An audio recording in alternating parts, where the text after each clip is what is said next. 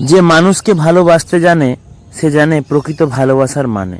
কুকুর বিনিময়ে কিছু চায় না, শুধু পাশে থাকতে চায়। একটা কুকুরকে আপনি 3 দিন খাওয়াবেন, 3 বছর পরও সে আপনাকে ভুলবে না। তবে একটা মানুষকে আপনি 3 বছর খাওয়াবেন, 3 দিনও লাগবে না, সে আপনাকে ভুলে যাবে। তাই মানুষের চেয়ে কুকুর অনেক ভালো, মানুষের চেয়ে পশুরা অনেক ভালো।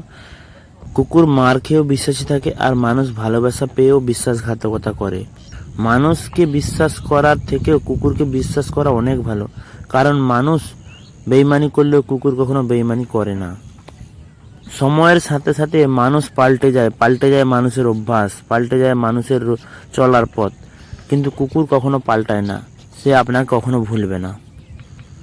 পৃথিবীর সবচেয়ে সুন্দর বন্ধুত্ব হচ্ছে মানুষ আর কুকুরের বন্ধুত্ব, যা কখনো ভাঙে না, অটুট থাকে। যদি তুমি নিঃস্বার্থ ভালোবাসা খোঁজো, তাহলে একটা কুকুরের চোখের দিকে তাকিয়ে দেখো। একটা কুকুর রাত্রে এক বিন্দুও ঘুমায় না, সারা রাত সে তার ডিউটি পালন করে, সারা রাত সে তার কর্তব্য পালন করে। একটা মাছিকেও সে ঘরে ঢুকতে দিবে না। আজকে এতগুলা কথা বললাম, তার কারণ হচ্ছে আমি চলে এসেছিলাম এই পশুটাকে চিকিৎসা করতে। এই পশুটা কিন্তু লম্ফঝম্প করতে গিয়ে পড়ে গেছে, মানে ছাদের সিঁড়ি থেকে নিচে পড়ে গেছিল, তাই পায়ে একটু আঘাত লেগেছে। আঘাতটা হাড়ে লাগেনি, আঘাতটা লেগেছে লিগামেন্টে।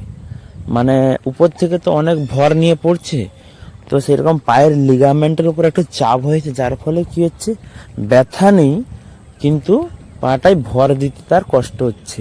মানে ভর দিচ্ছে, হাঁটছে, তবে যেরকম কাঁপছে পাটা, কিন্তু টেপাটিপি করে দেখলে কিন্তু ব্যথা নেই।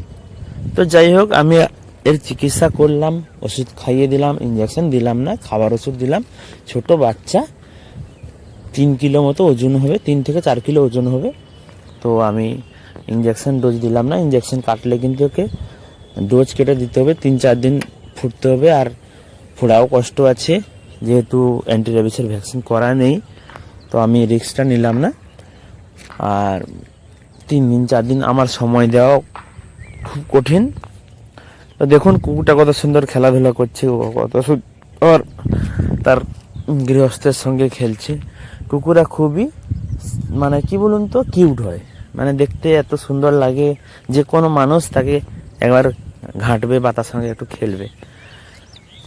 তো সবাইকে বলবো, যে কোনো জীব কিন্তু ঈশ্বরের এক কি বলুন তো, ঈশ্বরের এক পার্ট, ভগবানের এক পার্ট। তাই ভগবান, মানে স্বামী বিবেকানন্দ বলেছেন যে জীবে প্রেম করে যেই জন, সেই জন সেবিছে ঈশ্বর। তার অর্থ হচ্ছে জীবকে ভালোবাসুন, জীবকে আদর স্নেহ করুন, আপনি সরাসরি ঈশ্বরের সঙ্গে কানেক্টেড হতে পারবেন।